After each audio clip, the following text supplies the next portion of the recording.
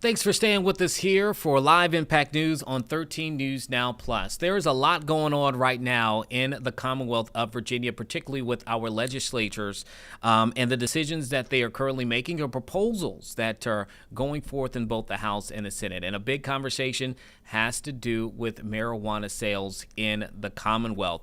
Could we see those become legalized here in Virginia? Well, joining us today, we have Latonya Warren, who has a lot of different things under her belt in terms of titles, but a lot of different areas where she's a specialist in this. I'm going to read a few of it for you.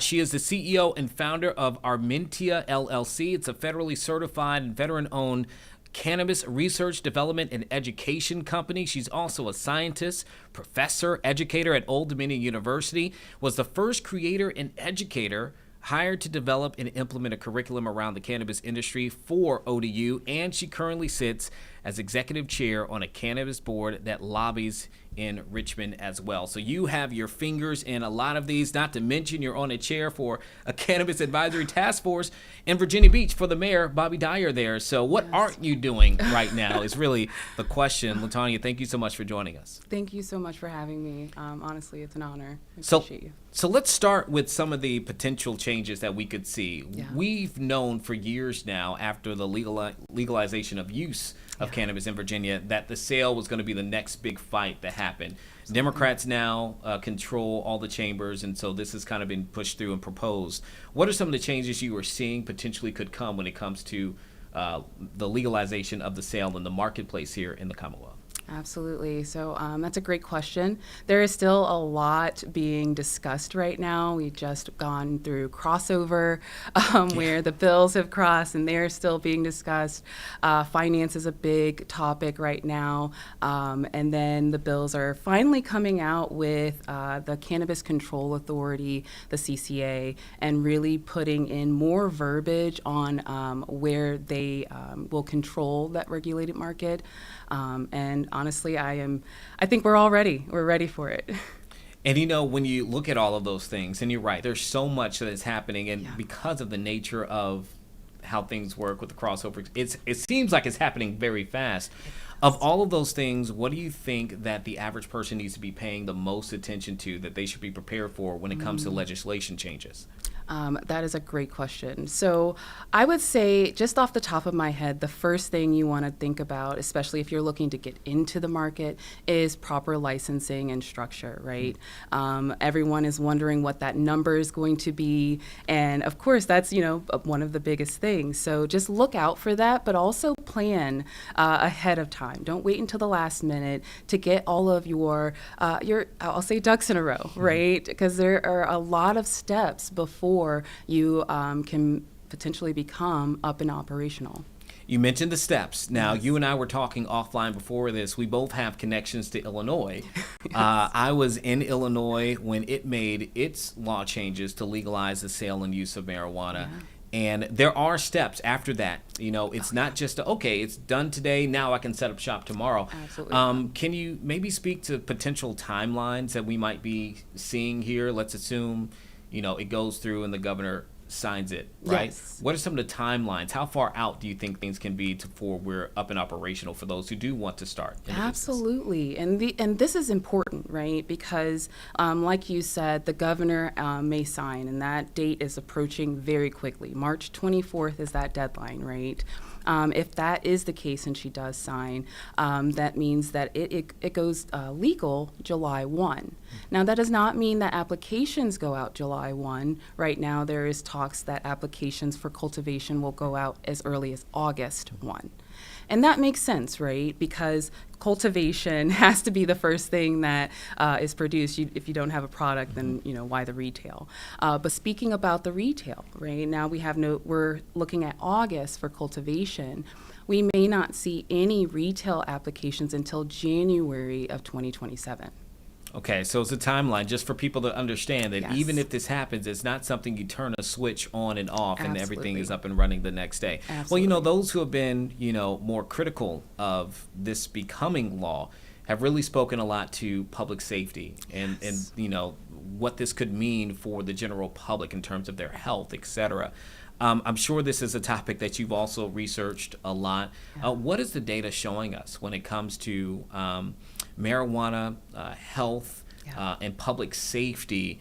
Because that is a consistent concern that's been communicated even from our former governor and others who have had their thoughts. Absolutely. When it comes to public safety, I think that we definitely need to incorporate education in this manner 100%, right? Because everyone's concerns are they're valuable, and we want everyone to know that, hey, we hear your concerns, and we want to ensure that everyone is safe.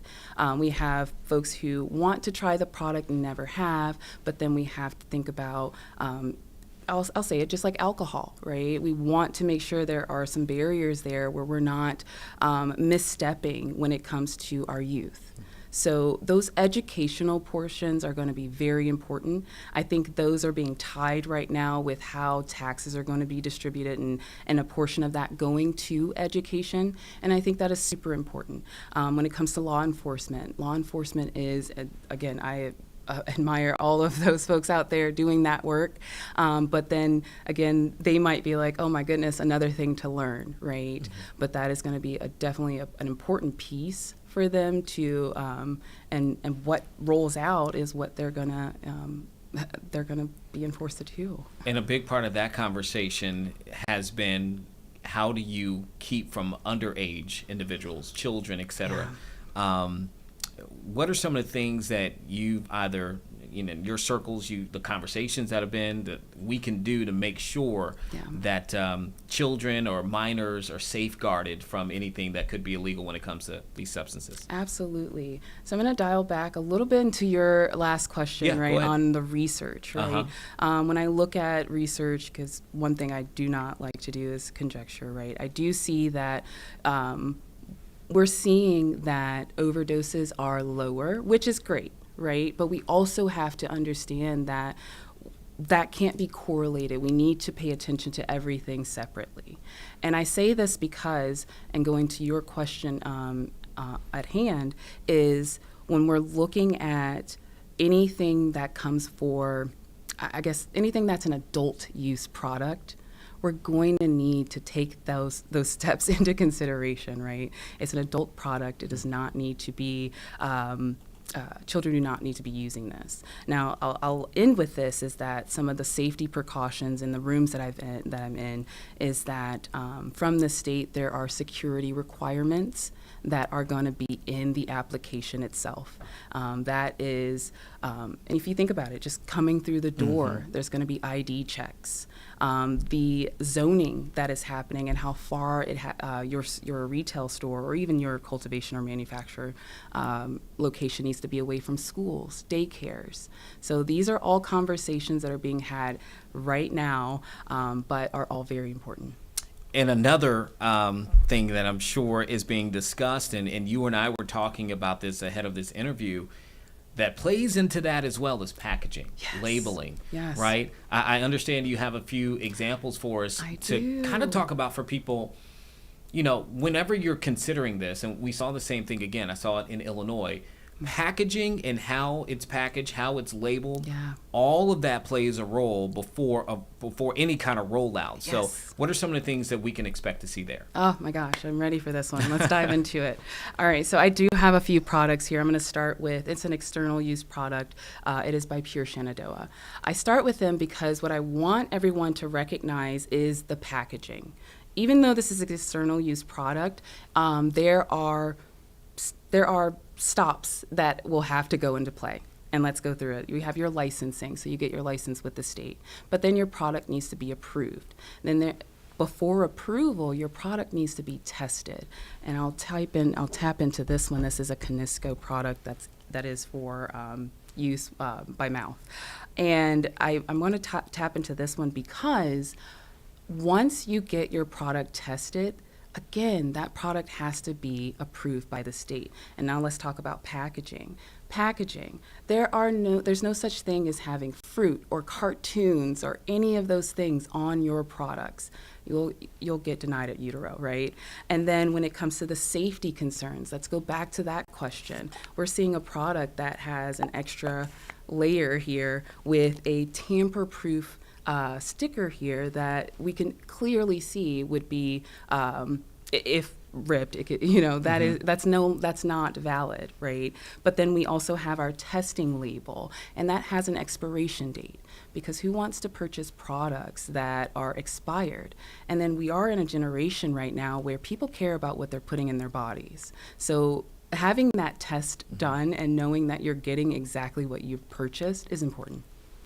And if you can, I think that's the one you showed me before. Yeah. Can you open it for us as well? Yes. Because you got the out layer, and then that's the actual one too, right? Exactly. So it's almost that next layer that people have as well. And then I'll say one more thing is that it has a child-proof cap on it as well, right? So that is another important thing. And these are, and they might be small details, but these are very important, especially if you're looking to be in the space. And is that something that a potential company would have to present in order to get approved beforehand? Yes. Okay, so that would be considered in all of this as well.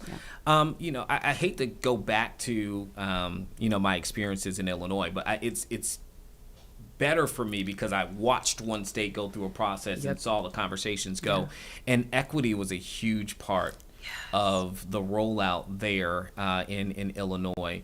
How are we seeing, or how could we see that play a part here in Virginia, and why is it, and has it been a conversation when it comes to the marketplace for marijuana in these various states? Understood. Yeah.